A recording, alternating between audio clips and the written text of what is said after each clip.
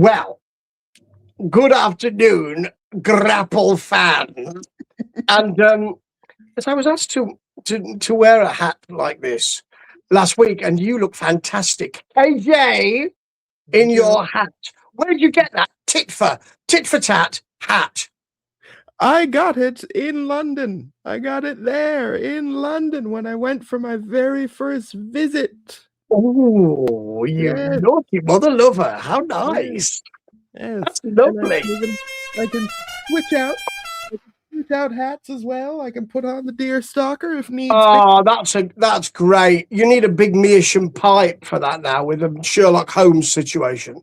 Hang on one second. Great. We're just gonna have hats all during this show. That's probably better than the yeah, much better. Much better. That's lovely. Yeah, you've come with props.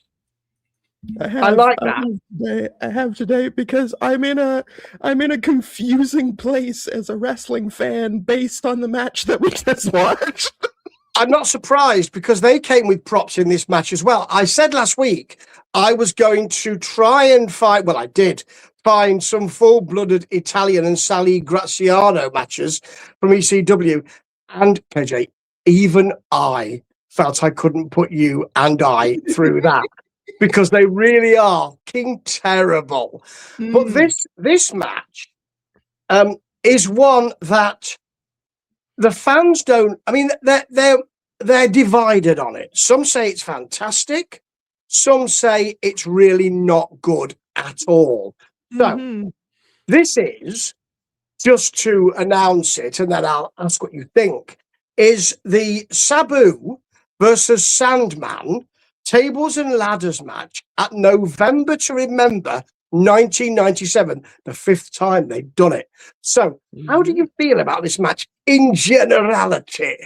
In general, I feel like yes, it's fine.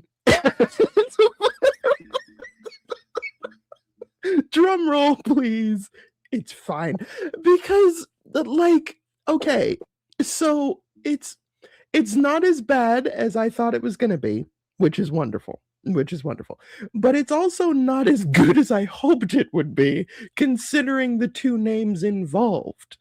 Gotcha, bitch. Yeah, I think the fans actually expected a lot more. They are, during this match, apart from Kim Up, Sandman, Kim Up, all of that.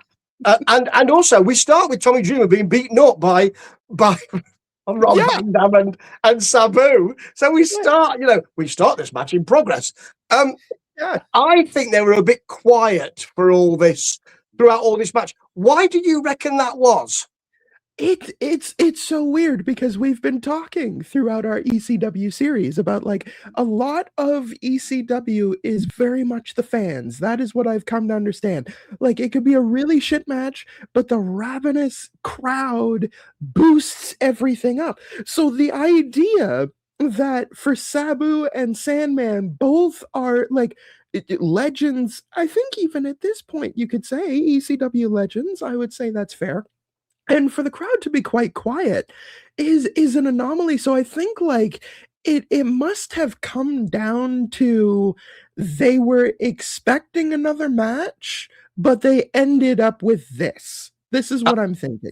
Well, yes, perhaps, but I reckon there's something else as well. I just think that I really don't like to say this because I'm probably wrong, but it's almost if they become nullified to this kind of tables and ladders match. You know, in the WWE, when they were doing all of this, they tried to create some kind of interesting spots. You jump on it, it smacks him in the chin, you do a somersault right into his crotch, and then you end up with your thumb up his arse. That kind of thing.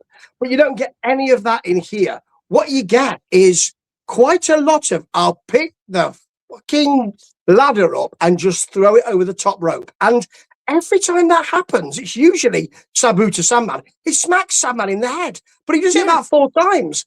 Yeah, and it doesn't go very well either. Some of these spots, there's the part where Sandman is on the floor. Sabu has picked up the 20-foot ladder, and he has it in the ring at first. Then he takes it over the top rope so that it's at the corner by the post.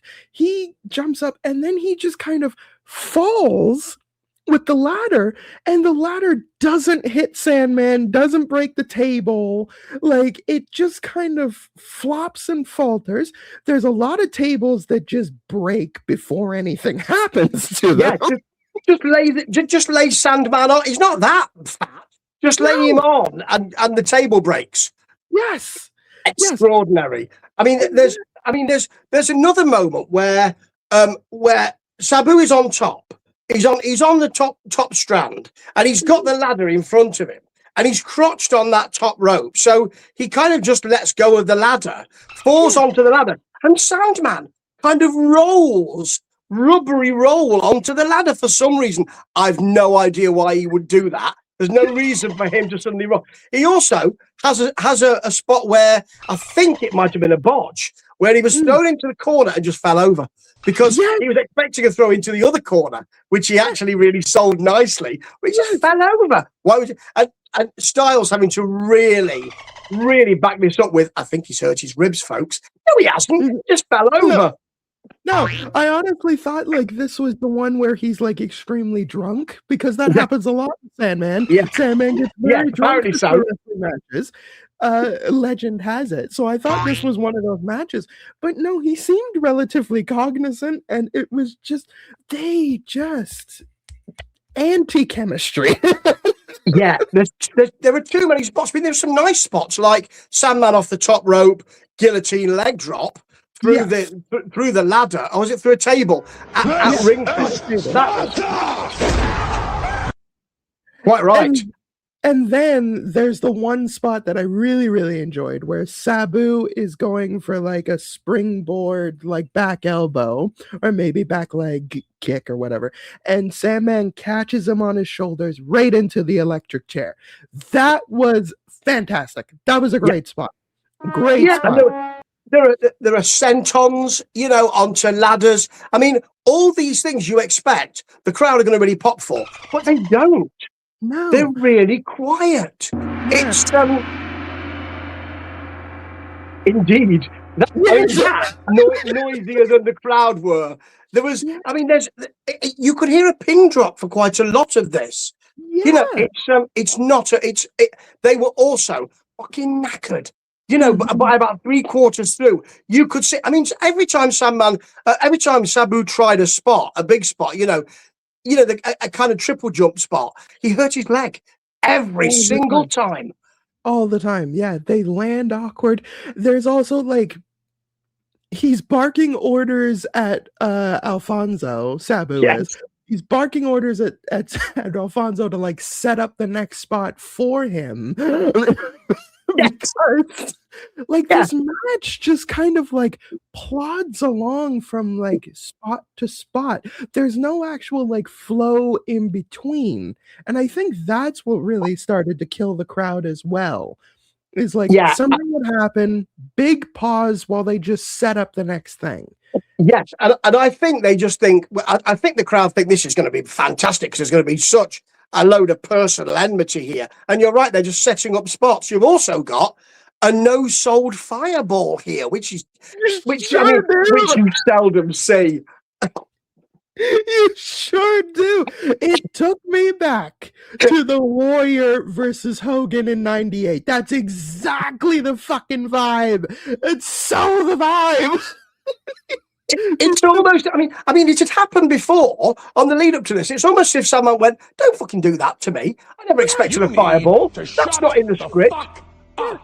Sabu is tucked away in the corner while Alfonso and Sandman are kind of jostling a little bit. Sandman comes over. Sabu does the fireball, and you can see that the fireball skews hard left. And you Nowhere near Sandman's no. face. What Joey Styles had to say is, I think he must have got his head out of the way, folks, quickly. Oh, I don't think he did. He just no sold it because he didn't care. It seems to me. But having said that, the ending's superb, which is the Atomic Arabian Facebuster off the top with a ladder onto Sandman for the Sabu pin. That is great.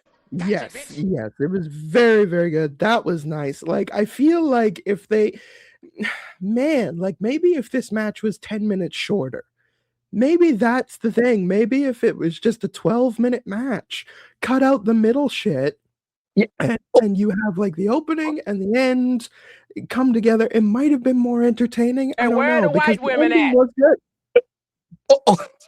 We don't need that. This match is bad enough as it is. I think if they'd given us a traditional wrestling match with some holds and all of that, maybe a few DDTs, a bulldog here and there. I'm not talking about George South abdominal stretching all the time. I'm talking about at least some kind of bulldogs or suplexes, but they don't. They go straight. I mean, the moment he arrives, Sabu just leaps over the top and you're started. So I don't know whether I like this match or not. How do you feel? Yeah, it's strange. You know, it's one of those situations where I think the crowd actually, like, not being as rabid takes away from the match and makes it a lot worse than it is. Mind you, it's a match where, again, it just sets up from spot to spot to spot without any flow. So I think that hurts it as well. So overall, yeah, not doing it for me. No, and it is within. If you put something in your platform, your chosen platform on the internet to say bad ECW matches, this one will come up. It will come up, and I hadn't seen it for years and thought, I thought that's a rather good match, but it ain't. However, it's your turn next week, and remember, I was nice to you this week, so you've got to. Your face. You've got to remember that. And whether you like this match, whether you dislike this match, whether you like wrestling now, whether you hate it, remember, because you're looking at our beautiful faces, good times are now.